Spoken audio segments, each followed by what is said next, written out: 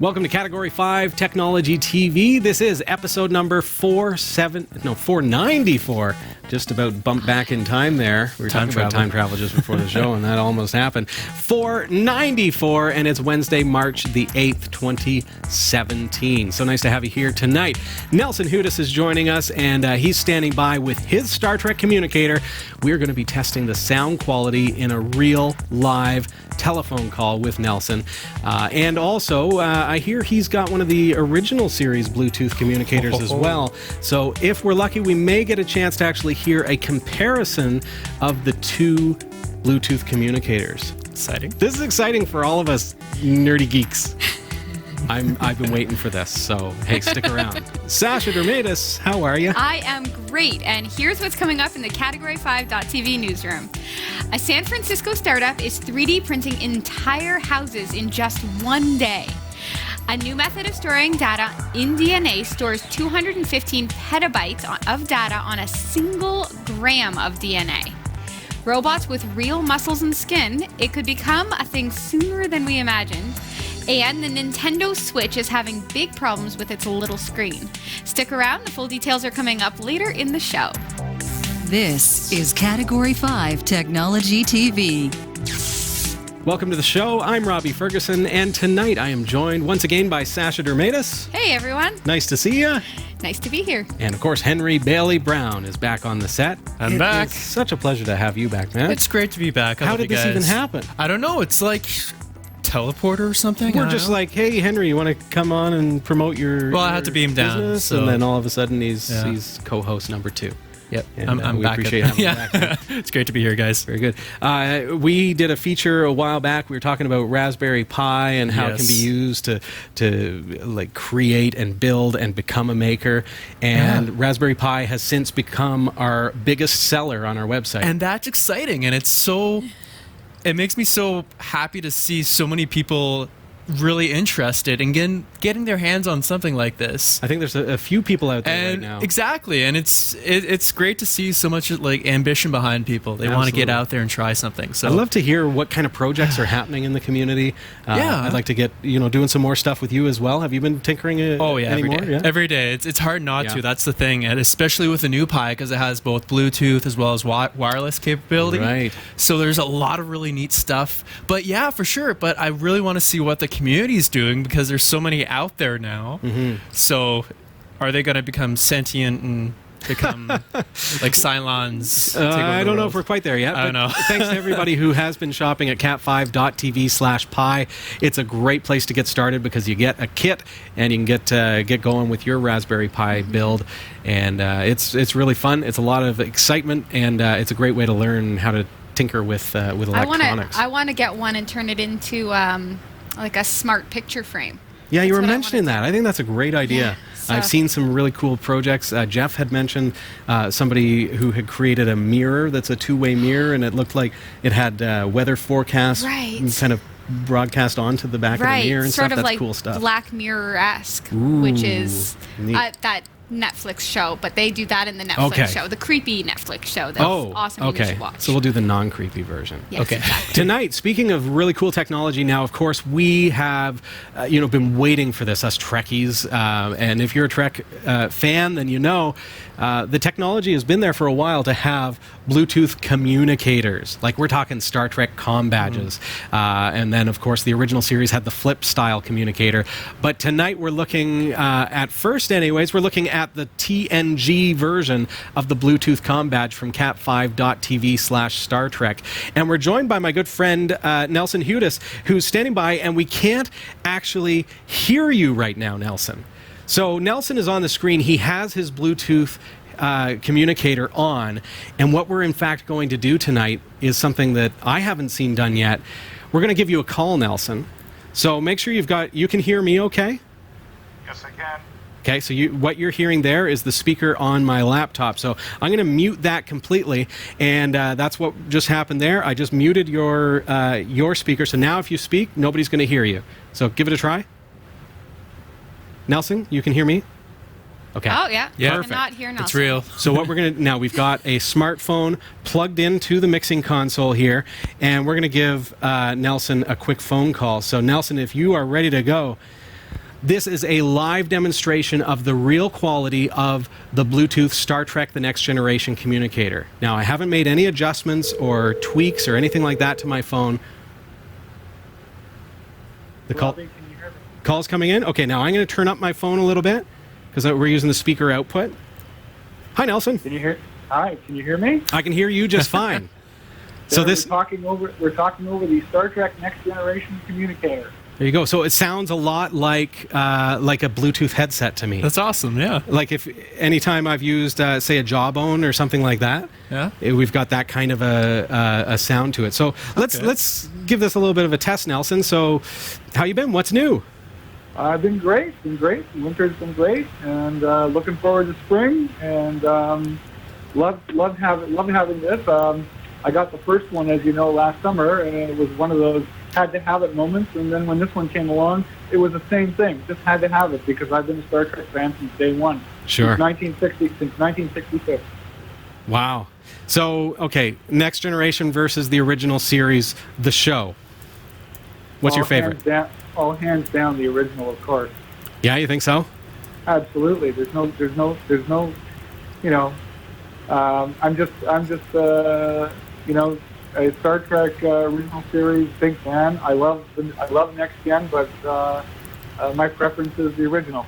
We've just started, my wife and I have just started watching Star Trek The Next Generation a couple months ago with my daughter. She's 11, and they re-released it on Blu-ray, and when they did that, they redid all of the episodes using the original master copies. So it's been completely redone. It looks beautiful, Nelson. They've done such a good job. So from Encounter at Farpoint right through, and we're about halfway through the first season now, it's astonishing. It looks like something it could have been shot a week ago with the quality that they've done. Wow, that's pretty amazing. I heard that they were trying to do something with Deep Space Nine to turn that into HD. No way. There's a biography being put together by a lot of the actors, and Leonard Nimoy's son, Adam Nimoy, who released the movie about his father last September, is involved with it apparently. Cool. That's awesome. Sasha was just talking about that just before the show. Yeah, I just started watching it. I've got about 75% of the way through it. So you're watching it partway through on Netflix? Yeah. That's and cool. It's incredible. Now I want to watch actual Star Trek. I mean, it's turned me on to Star Trek. Right. Are you talking about the movie Leonard Nimoy's son did, Adam? That's correct. Yeah. Okay. You pay close attention to the credits. Okay. Is there some? Are you in there? Yes, I am. I was a backer in that. Yeah. What? You did a great job. That's amazing. Very, very, very, very, very small backer. How did you land that, my man? It was a Kickstarter campaign that Adam Nimoy did. It was 2 summers ago when he was trying to raise money to do the movie. Really? And Nelson, I've never thought of you as the kind of guy who goes and blows a whole bunch of money on Star Trek fandom. I did not blow a lot. Okay. Hey, that's awesome, man. Oh, I'd love to see it. And I did start watching that. So, okay, we've got the Next Generation Bluetooth Communicator. So this is a real deal Bluetooth comm badge. It connects to your phone.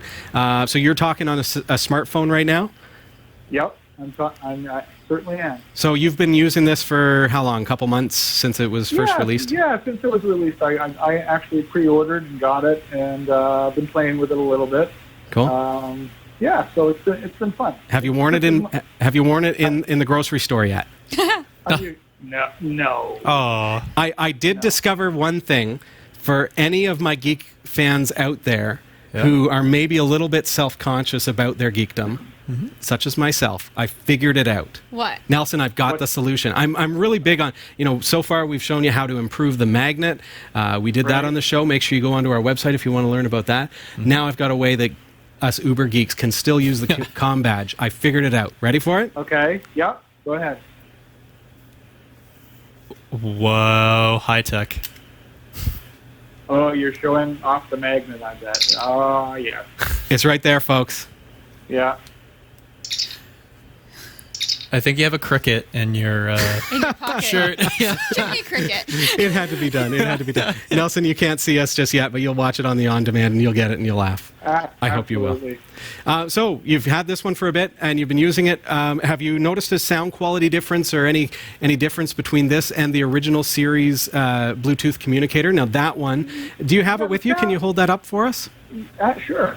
This is the original series one. Oh, To much- answer your question, I think the sound quality is really good on the next gen. Yeah. It's just a little bit low in volume, I think, compared to this one. And I wonder. So now, I'm gonna get a call from that communicator in just a moment's time. I wonder if it's simply the distance. I mean, you're wearing this on your chest, and I'm wearing mine as well. So, you're going to position it somewhere around here, and it's basically like a Bluetooth speakerphone. So we're, about a foot and a half from the microphone itself. Whereas when you're holding your original series one, it's right up to your mouth. So that may be the difference all in and of itself, eh? Yeah, I would say so.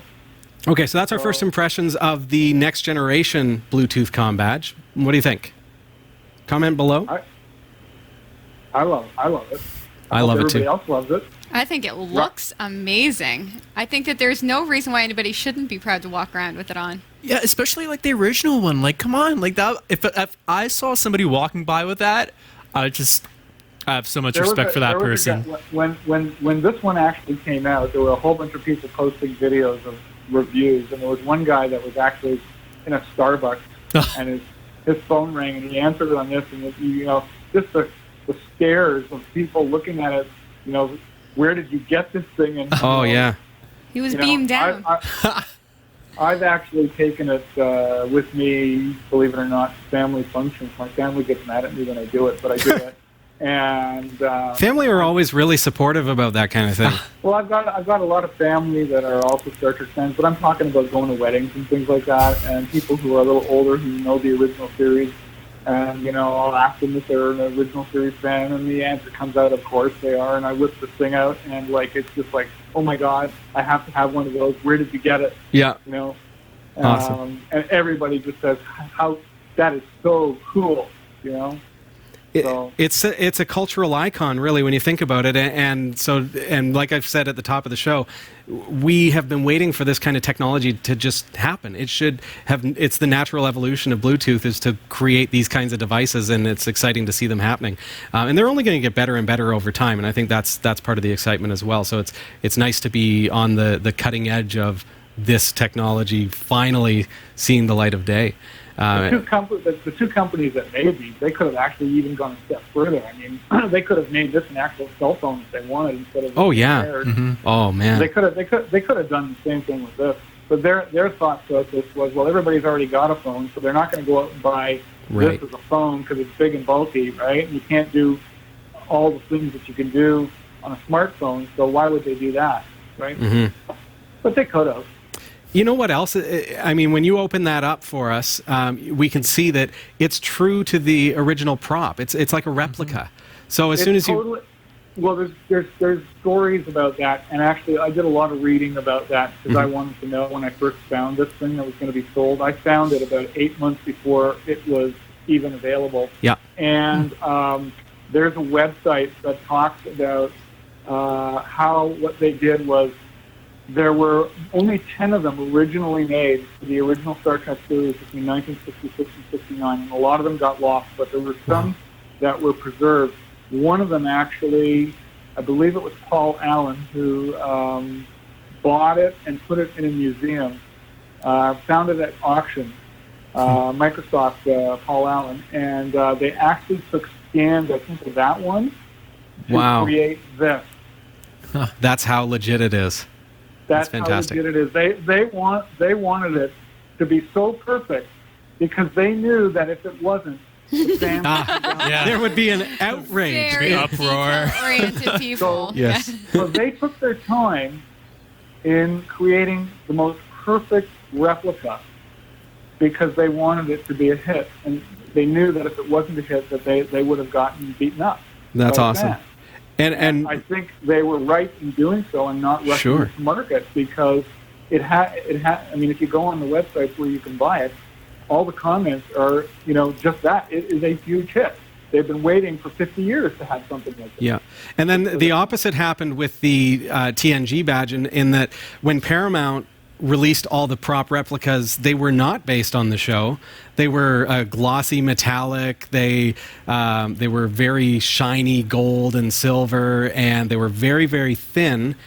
And then when the next generation Bluetooth communicator came out, all of a sudden people said, oh, that doesn't look quite the same as the actual communicator. But if you look at the show, this is actually more accurate to the show than those prop replicas that we got at Paramount in years gone by, and even the one that I have. Mm-hmm. And they didn't, those replicas really didn't do anything. These two devices are the very first two to market that actually do stuff. Bring us joy. All the rest, not only that, but I mean, all the rest of those replicas were just toys. These aren't toys. These are actually working models. We prefer to say cosplay rather than toys, but I understand where you're going with this. I understand. Okay, so Nelson is currently speaking on the next generation Bluetooth communicator that you see on the screen there. That is what we're hearing his voice through. And so what we're going to do, we're going to take a really quick break as Nelson establishes a connection with the original series Bluetooth communicator. And then when we come back, we're going to be speaking with him on that. We're going to see the call difference. I'm not going to change anything from our audio standpoint, so everything you hear is going to be one for one, an exact comparison between the two Bluetooth headset communicators. So sounds great, and you'll give me a call like before, right? Exactly. Yeah, we're going to reestablish the call right after the break. Thanks, Nelson. We're going to be right back with Nelson Hudes as we look at the Star Trek Bluetooth communicators from cat5.tv/Star Trek. We'll be right back after this. Now here's another great way you can support the shows you love from the Category 5.tv network by shopping at Gearbest. That's right, Jeff. cat5.tv/Gearbest. It's an online store for the geek streak in you. Or the loved ones. Well, of course. I mean, especially your loved ones, right? Because cat5.tv/Gearbest, quite frankly, has all of the greatest tech gifts that you could ever hope for at rock-bottom prices. Do they have cell phones? You betcha. Cat5.tv/Gearbest has a wide assortment of unlocked Android cell phones and tablets. What about consumer electronics? Those make a great gift. Absolutely. From high-tech watches to action cameras, headphones, even virtual reality headsets. Cat5.tv/Gearbest has you covered. They literally have it all, Jeff. Literally. Really? It's like a superstore right from the comfort of your own chair at your computer through the interweb. Yeah. There's no way they have it all. It's true. It's just a bunch of random electronics. Test me. What about clothes? Yep. Both men and women, fashionable apparel at rock-bottom, super-duper prices. Kind of like this? Well, look at this coat. What do you think? It's a slimming mock leather jacket. I love it. It's available for less than $30 plus free shipping at cat5.tv/Gearbest. Yeah, all right. You kind of got me there. Wow. Any other questions for me, Jeff? Now that the winter has passed, flying season. Do they have any good deals on, say, drone copters? Oh my goodness! Well, check this out. Dude, they have everything. Check out over 500 various drones. And not only that, they're available marked down by about 30 to up to 63% off the regular price. Love it. What's the website again? Well, you're going to find Gearbest on our partners pages for any of your favorite Category 5 TV shows like New Every Day, Category 5 Technology TV, The Pixel Shadow. But of course, if you want to shop absolutely right now and you want to go straight to the site, all you have to do is visit cat5.tv/Gearbest. See, that's easy. cat5.tv/Gearbest. That's right. Happy shopping. Welcome back. This is Category 5 Technology TV, and tonight we're speaking with Nelson Hudes, who is helping us to demonstrate for you the actual call quality of the Star Trek, The Next Generation, and the original series Bluetooth communicators from cat5.tv/Star Trek. That's just a simple, quick link for you that helps you to be able to find where you can purchase that from. Nelson Hudes is standing by. We do not have audio from you, sir, although I really want to kind of hold my microphone up to Skype just so that people can hear the sound effects that are coming off of this device. Now, you heard my comm badge. It sounds just like a Next Generation comm badge. That's awesome. Nelson, I'm gonna just kind of jump in here down to the microphone. Could you open that up for me, the original series? Do that again a couple times. And I'm not sure if folks at home can hear that or not, because I'm just holding my microphone up to that. That is fantastic. Okay, so now we're going to hear the call quality of that particular device. You ready, Nelson? He is ready. We can't hear him now. I'm just going to establish that call. Here we go. So remember, we haven't changed anything in our settings. So let's watch Nelson and see when he gets the call. Oh, he's got the flip. Nelson, I can't hear you, so are we synced to the correct device? Oh. Yep. Oh, there we go. There you go. Okay. Yeah, we're synced. Hey, Oh, there we go. My goodness. That's loud. Talk to me, baby. That's good. Good quality.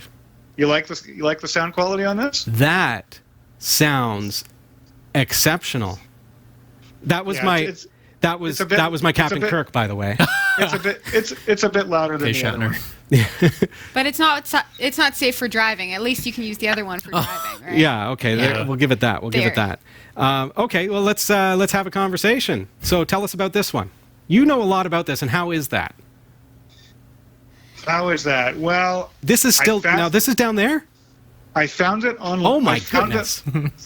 I found it online by accident about a year and a half ago. I guess it was November of 2015. Okay. And they had announced that it was going to be. Actually, they announced it a few months before that, but I found it in November, and it was one of those had to have it moments, like I told you before. And I pre-ordered it. It was supposed to come end of December, didn't come. They pushed it back to January. They pushed it back to April. They pushed it back again and again and again because they didn't have all the correct components. What is this, Star Trek Discovery? I said, what is this, Star Trek Discovery? I know what you're talking about. But they pushed it back because they wanted the device to be perfect. And I finally got it July the 3rd or 4th last summer. And it's just been amazing. It's just been amazing. Absolutely. In fact, I even found online, they don't sell this with it, but I found this little thing to clip onto my belt. Nice. So this gives you the full TOS experience. So do you have the uniform and everything? Like, do you go to the conventions with this? And oh, I've been to conventions and stuff like that. And if you'll just hang on for 1 second, I'm going to put this down, and I'm going to come right back in 2 seconds. Okay. Please don't be a red shirt. Well, this is I see something's going on here. He's got the house coat. He's got the house coat. I'm like, you remember that we're on live TV here right now? Oh yeah. Well, you said to wear a uniform, so this is the only one that I have. He's got the house coat. Nice. That's awesome. I've got the Starfleet house coat. Beautiful. Insignia and all. Definitely a TOS fan when you've got the TOS house coat. That's cool. I told you that before. Now, the sound quality when you had it down on the desk was just as good as I would expect, and that was further away than the Next Generation Bluetooth comm badge. Yeah, I can take it this far. How far? I don't know. Is it still good? It still sounds good. Yeah, it's still crystal clear. Yeah, just a little quieter, that's all. Now, how do you find that the noise is when you're in a busy spot? Say you're at a concert and you're talking on your Star Trek communicator, because I know that happens all the time. I haven't done that, Robbie. Starbucks, maybe. But I'll let you know the next time I do. Okay, thanks, man. Okay, well, I think hands down, the original series communicator sounds better. I mean, it sounds amazing. Right. Yeah. So I'll give it that. But you have to take into account the original series one is It is what it is. Close to his mouth. It's got a lot more space for circuitry and things like that. And it comes with Oh, sorry? I don't know that lots of sound effects too. Well, see, you can hear those sound effects, but us on the receiving end of the call, we cannot hear those sound effects. You can post-produce those. You can't. Make them I just amazing. had Spock's the Enterprise Spock here. Yeah. Well, that's cool. It looks so neat. Love it.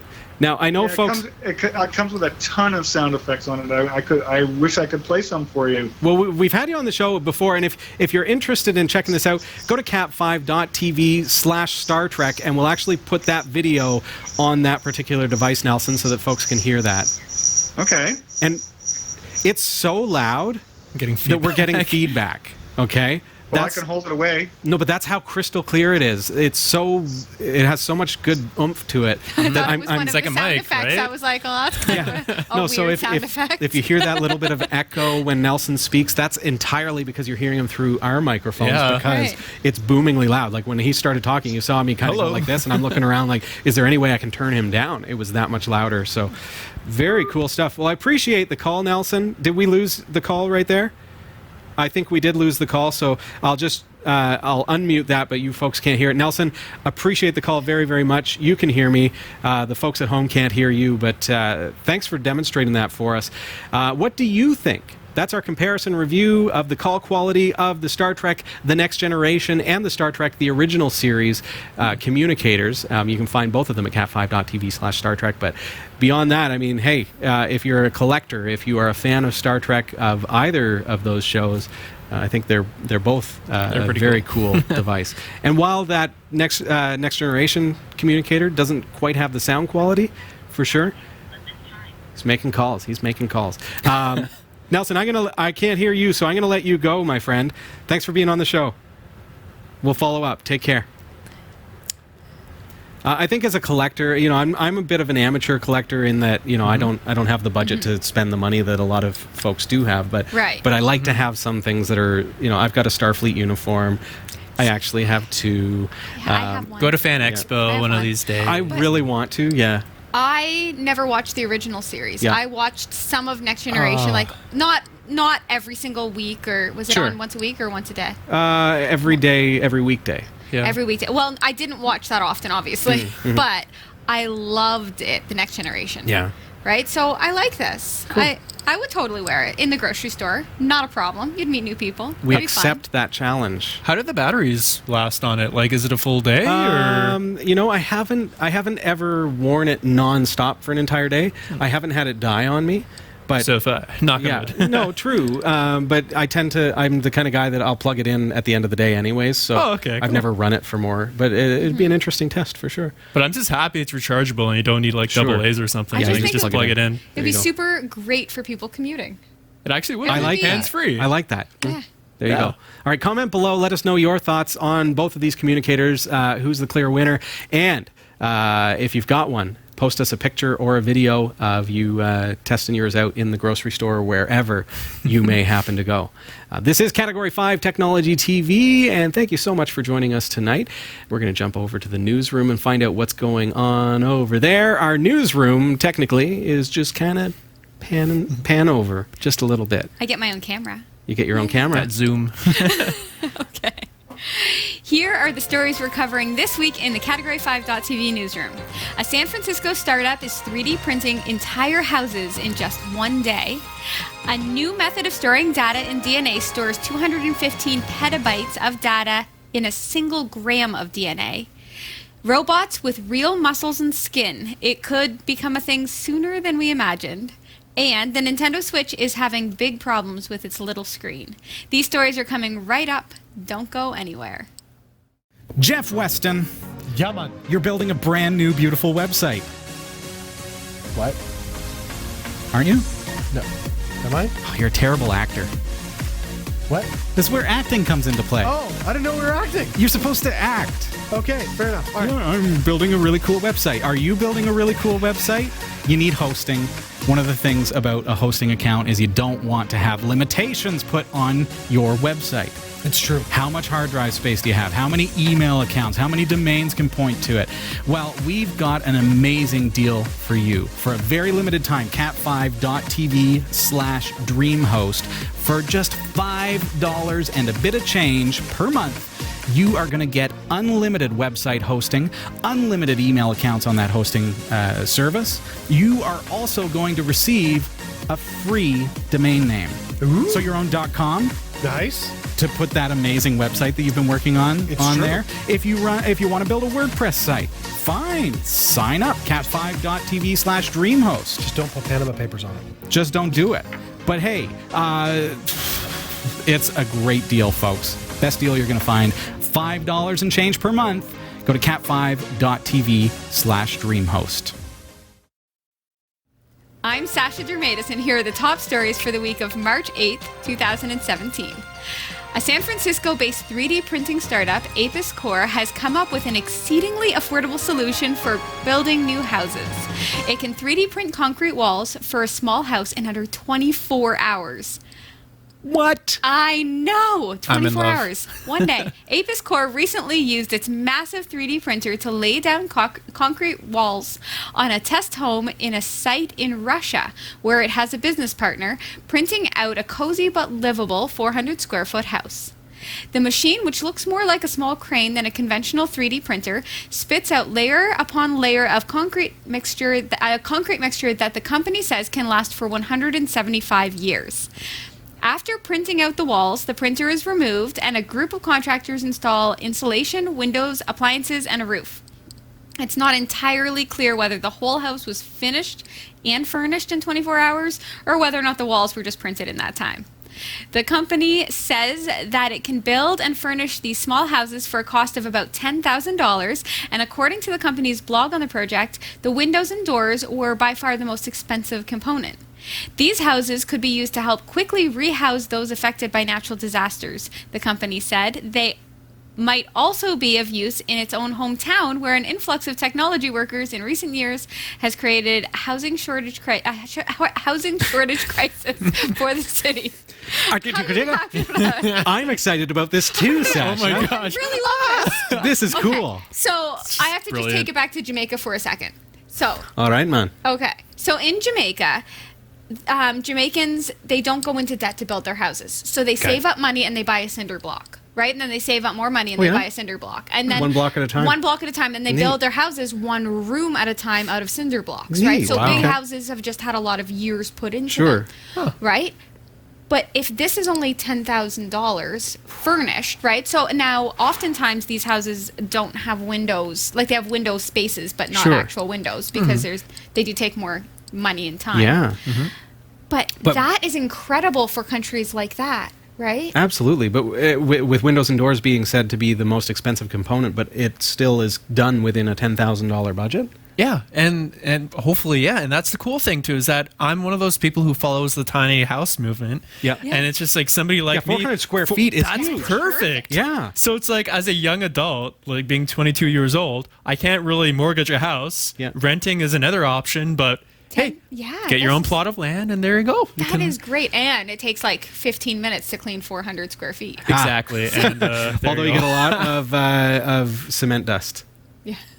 Well, like you can be a technology minimalist, right? Where you own a lot of things, but it's all only on your computer. Well, and yeah, your and you just iPad. put solar panels on the roof and That's what I'm have a little thinking, yeah. wind turbine, and you're off the grid. I can see on so your own many little- cool uses for this. Even think about that as a cottage or something like that too. Yeah, and again, even said like for housing crisis and like disasters and stuff too. That's huge. Or even the homeless population, right? So lots of places where there's just a settlement of homeless people, it wouldn't take a lot of money to actually fundraise Wow. up and have a set of 20 of those houses and Sure. have them just a free stop-in place, right? Maybe have them patrolled. Some or- foundation needs right? to be created or adopt this as something that they do. Because if it can be done this cheaply, and Yeah. And I would expect that there's less parts to move. I think about this reminds me a little bit of modular homes. But modular homes, they have to be transported. They're built in a factory and they're brought there. And there's a lot of carbon footprint. There's a lot of in comparison. Right. Well, this is concrete being poured at the site by a 3D printer. I love it. I love the thought. Even in the States, they have the Tornado Alley or whatever it's called, right? Concrete is a pretty solid house. Exactly. Concrete's not going to Ask blow Bermuda. away. It's a bunker. Sure. Yeah. Wow. I'd Very live in cool. one. I'd live in one. I think it I looks told you it nice. was going to too. be a great news week. That's your story It's number so one. exciting. Wow. Okay. What do you got for us next? 10 years ago, if you wanted to back up some of your old photos, you might have stored them on a big, clunky external hard drive that weighed a couple of pounds and was a pain to lug around. It's true. I might have done that. You might have done that. 10 years from now, you may back up all the data from your entire life on just a few grams of DNA. Embedded in the code of life, researchers have now encoded a 1895 French film, a computer virus, and a $50 Amazon gift card. This is not the first time scientists have turned to the double helix for storage, but it has always been difficult to encode more than a few hundred characters of data without turning it into an undecipherable mess. In their new paper out on Friday in Science, Janif Ehrlich and Dina Zielinski from the New York Genome Center and Columbia University, respectively, detail a major improvement. Their new method, dubbed DNA Fountain, is able to store a total of over 2 megabytes of data in 72,000 DNA strands and easily retrieve it. The method allows them to pack 215 petabytes of data on a single gram of DNA. Oh. Yeah, the DNA Foundation technique is remarkable in its resistance to errors and ability to maximize the storage capacity of DNA. Before we're all walking around with bits of DNA on our key rings instead of flash drives, however, sequencing will have to become significantly cheaper. But that might happen sooner than we realize. This year, Illumina announced plans to bring the cost of sequencing an entire human genome sequencing down to $100. Sequencing a few megabytes of data would cost a small fraction of that. Wow. I have a question, though. Yeah. DNA. Yeah. So, how would It's you in get- us to give. How would you? I don't get it. Well, I was trying not to laugh halfway through because right now we're carrying like USB drives and stuff. Yeah. Because of course that's on like an actual physical. It's a computer. Right. When we're shifting to DNA, I was thinking like, do I have to like bring a hamster in my pocket and just have a hamster everywhere I go? So does that mean you would store if there's No. DNA in me? Could you just store stuff in your own hand? How it works is that they're probably like encoding on like the actual bits of DNA because like as you know like with a computer with the bits it's rather on and off like the binary, right? Okay. Mhm. So they're probably doing a similar approach with DNA just on like that small Ones and zeros, but it's so somehow itty-bitty. yeah because like I would want to read that paper for like more in-depth information to see how they are doing that It doesn't because make any sense to me. it Like, I it just- makes sense for me for like I read that it and thought, idea. okay, I have great questions about this. To be fair, scientists are just figuring this out. Okay. So it's okay if it's not quite clear the science behind it to Right. lay people like ourselves. Because I feel like we're just discovering some things about our own DNA, right? Like, Sure, like yeah. for as far as illnesses go and everything, we're just like examining our own DNA, and that's taken us some time. And now we're going to be storing data onto DNA. I guess it's not our DNA that we're storing data onto. No, then? I don't think so. I mean, this isn't Minority Report, So- right? It would have to be that DNA becomes the data, right? Yeah, because that's interesting. Because I just thought of a science fiction concept. Because they said that they were able to encode an It's been Amazon. done before. Okay, but No, but like if they can encode an Amazon gift card on this, does that mean Oh, like the can you person- inject yourself with like money or something then? Right, Lots of so money. then the person Stealing DNA as well, money. would it be impossible to steal data then because you'd have to be a DNA match to the person, Ooh. right? Like, could it be something like that? My DNA is the only DNA that unlocks Can unlock that that data. DNA? Yeah, Your DNA becomes the decryption key. right. Wow, we just one-upped the scientists.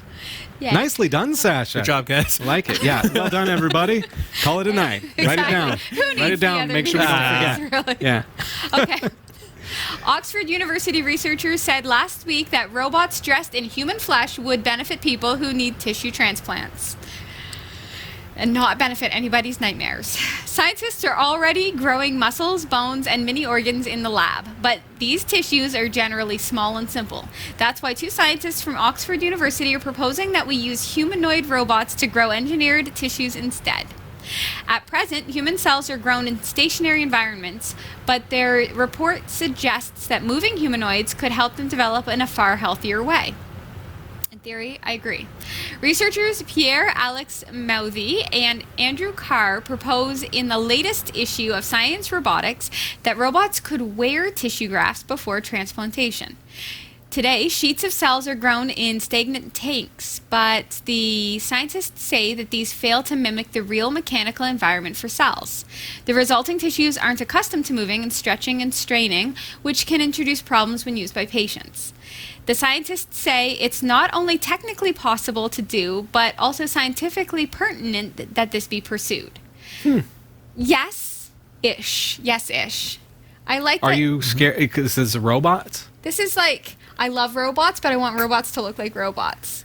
I'm scared of robots looking like people. But would this not just be robots like doing jumping jacks in a lab somewhere and moving like this? Just wearing like skin suits? I feel like wearing an Edgar suit from Men in Black. Yeah, but growing flesh on themselves in order so that if they need to grow like arm muscles, well, they can just do this over and over all day long. Like the and test thing in IKEA, where they test the seats. Did you see that? No, I didn't see that. Oh, they have all like of the chairs, right? And then they have I don't the one sit through machine commercials. That, No, it's in IKEA. It's technology. Oh, in IKEA. Man. Oh, I haven't been to IKEA. Ever? What? Whoa. It's like on the other side of the earth. You've heard it here, Highway folks. 7. It's on the other He's side of never been to Highway IKEA.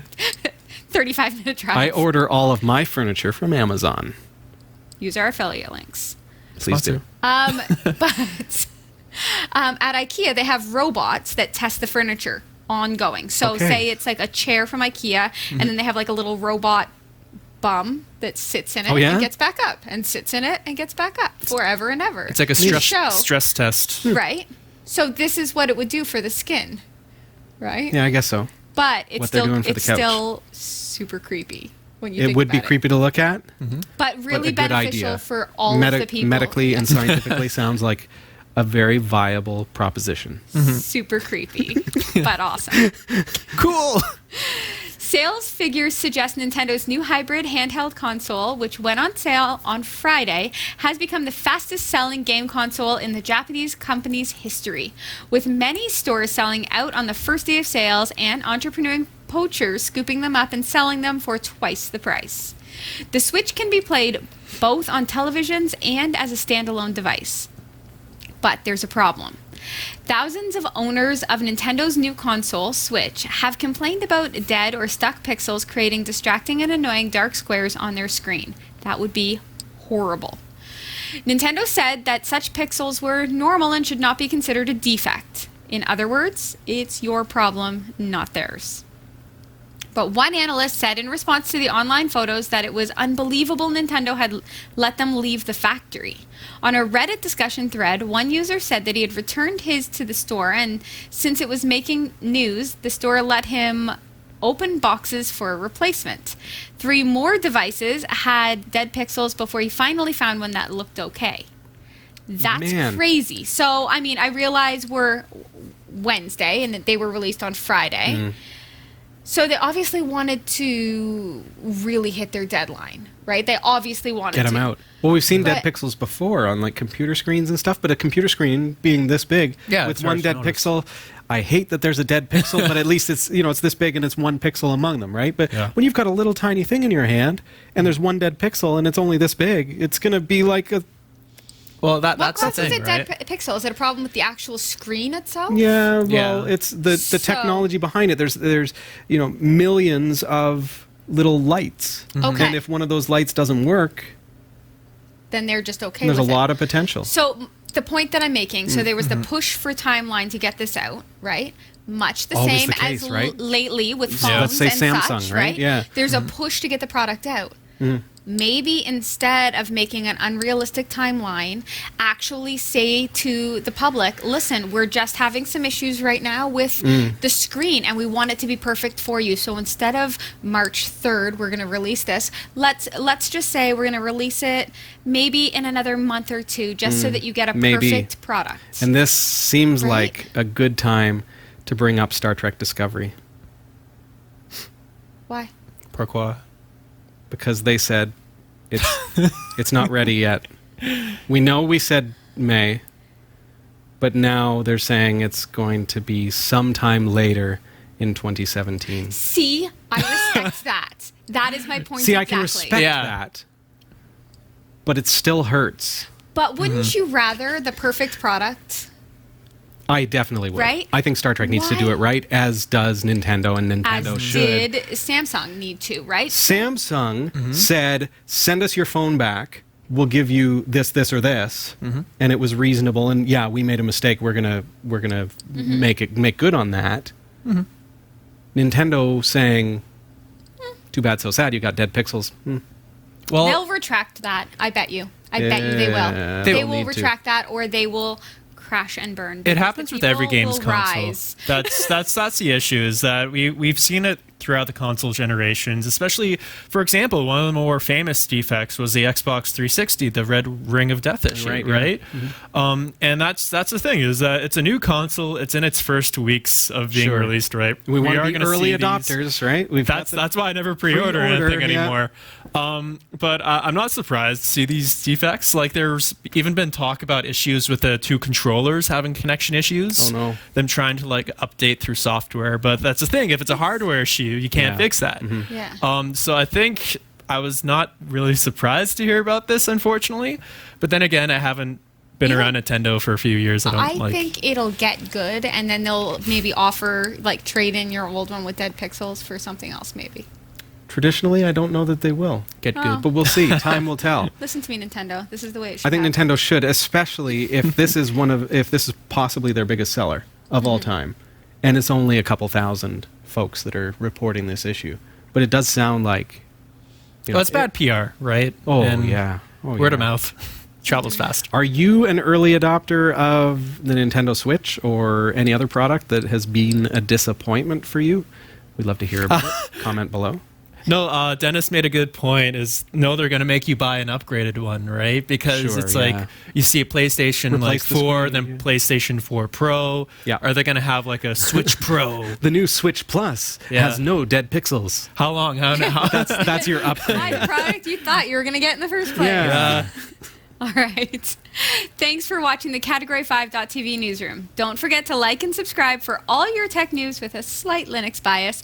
And for more free content, be sure to check out our website. From the Category5.tv newsroom, I'm Sasha Dermatis. I really like the new game Horizon. Horizon. Zero Dawn. Yeah, it's so good. From PlayStation 4. It's a PlayStation 4 game, and it's really good. You should get Oh it. yeah. Add me up Should on get it and play PlayStation it. 4. High five. Woo! I'm way not a gamer, but this week I did host the Pixel Shadow. Oh, how'd that go? Ooh, that was pretty fun. I actually played a character who is very dear to my heart. Not me, but definitely. What are you laughing at? I'm looking at your username. Do you want me to tell? Yeah. It's a very professional username that you had. Bald nerd. Yeah. So there's a character on the Pixel Shadow. So season 2 has begun, and I was the first to host, and Okay. so Bald Nerd hosts the first Hey. episode. It's like an hour long, and you get to enjoy some gameplay footage and That's some fun. fun stories. And Dennis Kelly was there, and a bunch of other folks. Also, Mortimer was there. You've seen him on the show. You've seen MangleFox70 on the show. She was there. So that was a lot of fun. You can find out more at mindtest.tv. We've got some viewer comments, questions, and we'd love to jump into those. Do you folks want to take a stab at some? Yes. I've got PJ sent us an email. Oh my gosh. You always go in order with these.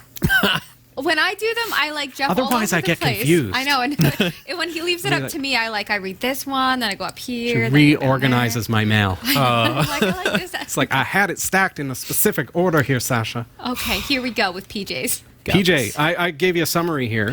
Okay, so PJ sent us a great email, and in it, here's a quick little excerpt.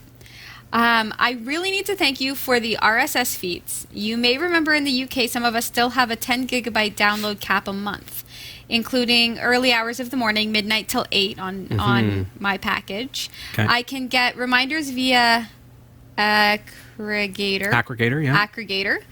But to download, I'd have to scroll down to the enclosure link, right-click, and save as. Sure, I can work out a cron script to do or such to do it. I wish we could get snow like you showed for a couple of weeks ago here in England. Here, less than an inch causes traffic chaos and claims for snow days. Yeah, we see that here too. Yeah. Well, sometimes. But then other times it snows like crazy and we don't get snow days. It's ridiculous. You go out to Vancouver. So PJ, move to Canada and hang out with us. There you go, or come visit. Now the that's snow that too. melted, so we had that great big deep snow, Yeah. and then suddenly it was gone 3 days later. I know. And Now there's nothing. Now it's snowing again, I think. Is it snowing Well, outside? But there was nothing on the ground There was this afternoon. nothing on the ground. Yeah. How does that happen? clean Knock on grass. wood. It Yeah. rained for like 7 days in a row. Oh, man, That's right. That's horrible. what did it, and the warm weather too. Okay. Well, what is PJ talking about? Well, if you head on over to our website, category5.tv, check out our website there, and if you go down to the bottom of the website, you'll see our RSS feeds right there. Or you'll see subscribe, but either of those buttons are going to take you to the same place. So you can get us on Roku, Kodi, Plex. And then we've got our RSS feeds. Check that out. So cool. So what PJ is talking about is, hey, thanks for this, because here's Category 5 Technology TV, right? You can get high-quality HD video, you can get SD video, or audio only. So if you're traveling on the bus, you want to just listen with a pair of headphones It or works. whatever. If you like the sultry sounds of my voice and you want to wear a pair of headphones while you sleep, you can do that. It's just like that. So, all right. So what you do is with this RSS feed, you can click on it and it will open it, but you can now add that RSS feed to a aggregator, like Aggregator. But all this bunch of text are basically all of our shows. So last week's episode is part of this text feed. So there's how LiDAR technology helped discover the lost city of the monkey god. Such a good book. And it is, yeah. So this has all the information that Aggregator or your RSS feed aggregator is going to use. Sorry, I didn't realize that was a little bit cut off, but there you have it. That's the full size. So it looks like a bunch of jumbled text in your browser, but using something like on your phone, whether you're on iOS or Android, you can install what's called Podcast Addict. Go to our website, go to that page on your phone. Once you've already installed Podcast Addict, click on any of those links and it will actually add it to Podcast Addict, and then it will automatically sync the show as it goes. That's awesome. So PJ, being that it's like how we want to do our laundry here during off-peak hours because it's going to Right. be cheaper. Yeah. So it's cheaper for them to download the show after hours and then watch them during prime time.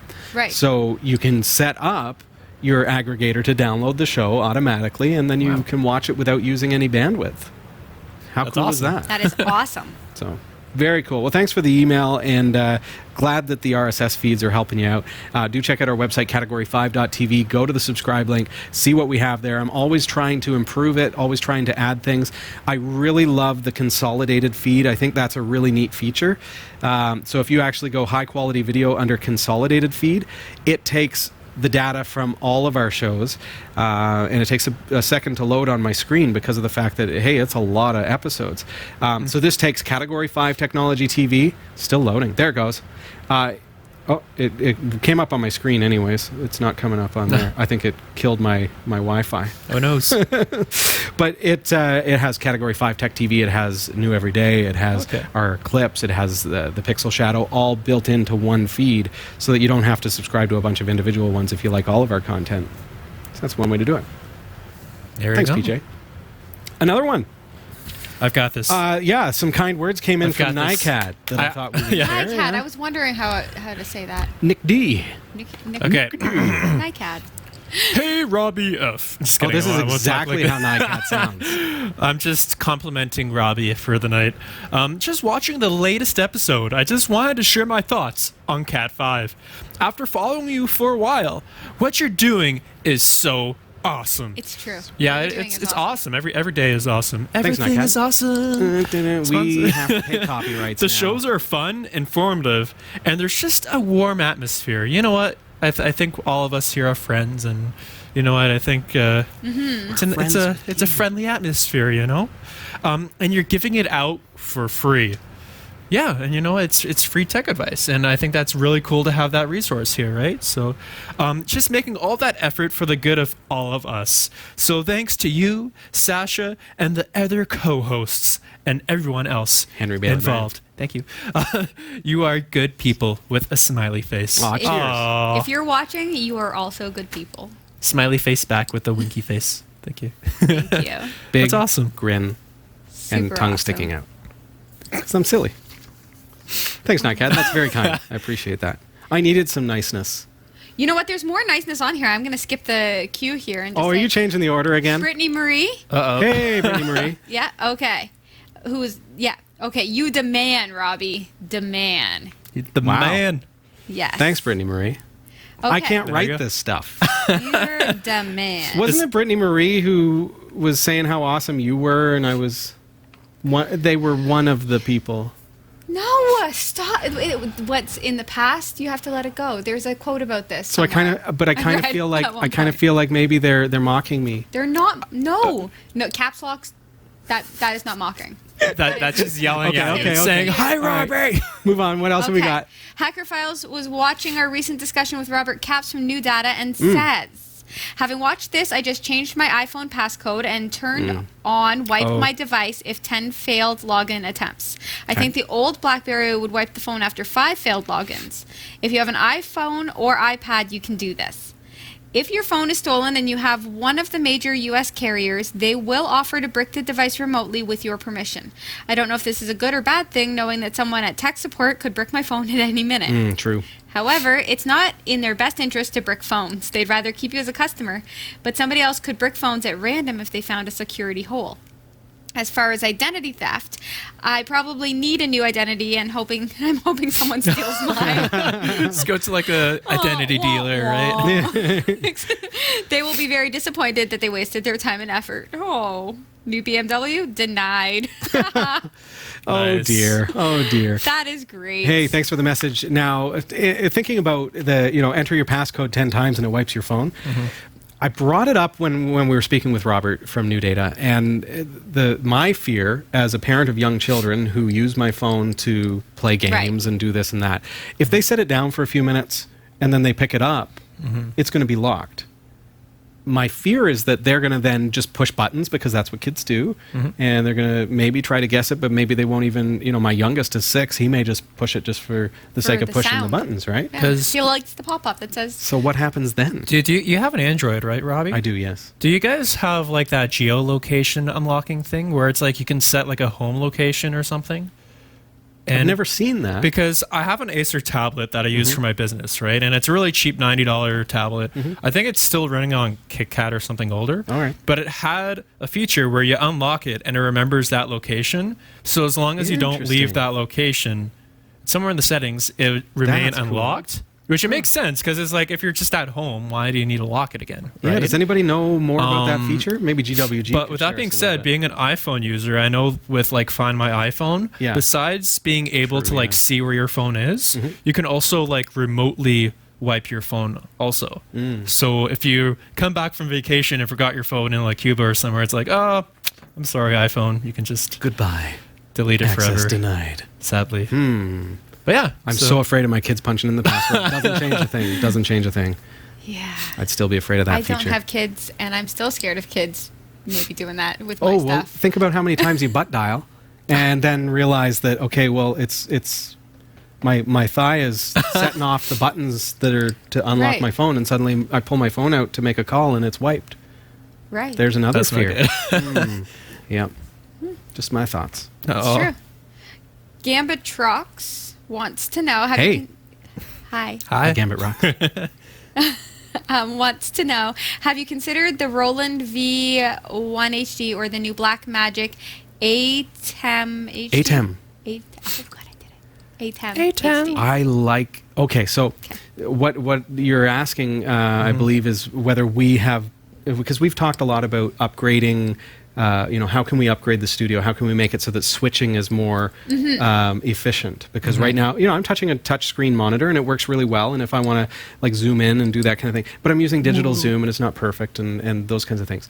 So with Telestream Wirecast, with an ATEM, with one of these Roland devices, it's a piece of hardware with a bunch of buttons on it. Okay. So instead of software, it's hardware that does a similar kind of thing. You plug all your cameras into it and you push the button. Yeah, it's like a little cameras. switcher, right? Could you use your foot to do it?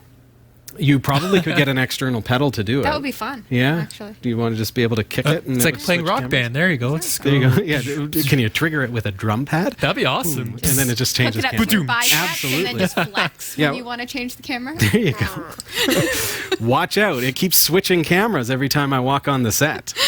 I haven't really looked at them because they're like $1,000 each. And, we use Telestream Wirecast. I love it. I stand by it. It's fantastic. It does a lot of stuff that those kinds of hardware switchers can't do because it's software. So we're not limited to a hardware device and the capabilities of the hardware. If they want to add a new feature, they add it to the software and it comes out with the next release. So, so I love that about Telestream Wirecast. There are some advantages to those kinds of switchers, the hardware switchers. In particular, I think of an environment where if we were doing more in the field stuff, like traveling, then I would think that would be something really cool. We have an audio flight rack that you can't see, but Henry and Sasha can. It's a flight box, and we can put the lid on it and take it with us. It'd be cool to have something like an ATEM switcher in there so that if we're doing in the field recording, we don't have to take the giant 200-pound server with us.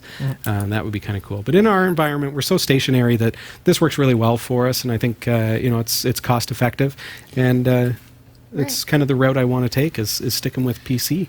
I do have a request. Sure. So my TV is 4K, and I have like a 4K up. My TV is really high definition. Up converting Blu-ray or something? Yeah. Everything is really super clear. Okay. Can we not do that ever? Us do Please, 4K? no 4K. Oh, you were asking if we could not do that. Never do it. Okay. Because y'all like me right now. But I'll tell you, in 4K, that's clearer than clear. Well, clear. 1080p is clear. This is clear. This is good. 1080p is fantastic. Even but 720s. Sure. Awesome. But what happens is when we want to zoom in like this, digital zoom means now it's a little bit fuzzy. It's the same amount of pixels, but it's like We're you're pulling losing in on them, it. right? Yeah, we kind of are. So the next best option might be what's called a pan tilt zoom camera. Okay. And I had the opportunity to look at one of these, and I've never ever considered it before as an upgrade for the studio. But how cool would it be for us to get another camera, maybe put a DSLR on either side for the close-up shots that we normally use. Right. But a pan-tilt zoom camera allows us to move around the camera as if there's a camera operator with optical zoom. Oh, so does it actually track your face, or do you have to like wear like a It little doesn't tag? track. I haven't seen one that tracks, but no, it's controller based. Oh, okay. So you have set a up little- pre-shot shots or preset shots. And it would just move and... You push a button. Do you want to see a clip? Yeah. So this, I had the opportunity to try one of these. Look at that nose. Yeah, look at that nose. But look at the clarity. So this is me acting shocked because I've never seen such a cool camera. This is a PTZ camera from, it's like... PTZ Optics is the name of the company. So this was just me before hours checking things out. So it has a nice autofocus, and I can, yeah, thanks a lot. No, that was a good I can get in there real close, and and you can see, look at my ear there, how crystal clear that is. So if we were doing product demonstrations and things and being able to zoom in with that kind of clarity, now that's how quickly the lens will move from one location to the next. It's like the R2-D2 camera. Yeah, and I'm just kind of moving it around there, and there's the controller. And so what I've done is I've set up a couple of presets, but you can see the zoom is nice and smooth, so you can get nice zoom transitions, and you can pan it around the screen. So it's actually physically moving the lens, and then when you're happy with it, you can set the shot. So with us, we could have one that zooms in on Sasha, and I just set it just like that. So see, I just set one to 5, and I can switch between 5 and then go back to 4. And it's just like that. That's your entire switcher. Isn't in that your cool? hand. It's kind of like a switcher. So it gives us a whole bunch of new opportunities. And even though it's only 1080p, because it has optical zoom, it gives us this really good crystal clarity and the ability from here to be able to control the camera. Is that something we could do? It's something that would cost us a couple of $1,000s just to get started. It's something we could do. It's something Down the that road. hypothetically we could do if viewers like you wanted to stand behind a project like that, which would be an upgrade. So we would add that as a third camera here on the set, and it may be the answer to some of the questions we've had. How can we improve the video quality? You look at Sasha's camera, which unfortunately went a little dark here, and that's No, because it's of the good. It's okay. that's the exposure. I think I said it incorrectly, but that is how clear that 1080p camera is. Just a DSLR. So one on either side of us. We have two. This is one, and then a PTZ in the middle. And we'd be able to move that camera anywhere on the set, including down on the desk, so that we can get close-ups of product and things like that. Or we could get like a 360 camera and have like a VR. No, no. So people could just watch every We single have video. 360 cameras. It is a brutal kidding. amount of work. I love it's it. not I think worth it's it. awesome, but it's so much post-production. It's way too much work. Yeah. This is something we can work on the fly, live, hit record, hit stop when we're done, and the show's over and we're good to go. So I love it. What do you think? Post your comments below. If you want to support it, please head on over to donate.category5.tv. Throw a little bit in the tip jar or a lot if you're able. As I mentioned, it's going to cost at least a couple of $1,000s in order to get that going with the camera that we were looking at. I'd like to see something like that with a controller that is not a TV remote style controller. Right. You can get something that will just push a button and it will switch to the different shots. I like it. But that's something that hopefully will be in the cards for us in the future. And we're all volunteers here, so we appreciate all your support. And regardless of whether that's something you want to support, please do consider supporting us on Patreon. That helps us to pay our rent each month and all the other expenses that we have here at the show. So thank you very much for all of those of you who have been supporting us and also buying through our partner links and all the other cool ways that you can pitch in There's tons to help of us out. fun, cool ways, and y'all are great. Cheers. All right, one more. One more. One more. All right. Oh, this is another one. C128D was watching our interview with Robert Capps and says, Cool. in reference to the stupid questions they ask to help identify you as the account owner. I easy- mentioned those. Yes. What's your favorite dog? Who was your favorite first grade teacher? The easiest solution is to make up answers that would be difficult to guess, and then just make sure you have a way to remember them. Like, what's your So- favorite pizza topping? And then you say spaghetti. That's weird. Right, but don't do that now, because now everybody knows. Now it's taken. Yeah. Now we know your password, Sasha. Yeah. Or it's like reverse psychology. It's like, I can't be spaghetti. Now, because she said it on live air. Name the That's right. worst teacher. Who's the worst teacher I've ever had? Noodle. All right, so Squidward. it's all the time that we have for tonight. But I mentioned, next week we have an exciting show for you and the kids, okay? Whether they be your kids, grandkids, kids that come in from the street, just make sure you let their parents know Oh my God. that they're on their way to watch Category 5 TV. And if they're Gather really them from around. the street, build them a house out of Yeah, concrete. 3D print them a house, please. There you go. But we are doing a March break special next week. We've got some kids here in the studio. We're going to do some fun projects. Everything from stop motion video to Mine Test, a free alternative to Minecraft. We're going to be looking at that. We're going to be looking at all kinds of cool technology. And even my 6-year-old son has demanded, in such a darling, cute little way, that he be able to demonstrate retro gaming. No way. Yay! Way. Good. So he is so excited about that. Are you He proud can't of wait. him? I'm you so guys have a proud retro of him. pie? Yeah? We have something that I can't even tell you yet. Okay. We're going to look at it next Wednesday Tomorrow. night. It's a reason Tomorrow. to come By back tomorrow, next week. next week and take a look at. Yeah, definitely. Or if you're what watching they these have. later, just, Click the link. Bring the kids, though. We're going to make sure that there is no swearing. So that's what it'll be like. Censored category. That's what happened last week. That's what the bells are for. It's just the censor bells. That's what it is. Yeah. All right. So hope to see you next week, and your kids and grandkids as well. And looking forward to it. Very much looking forward to it. Got some fun. great plans. So we'll see you then. Thanks, everybody.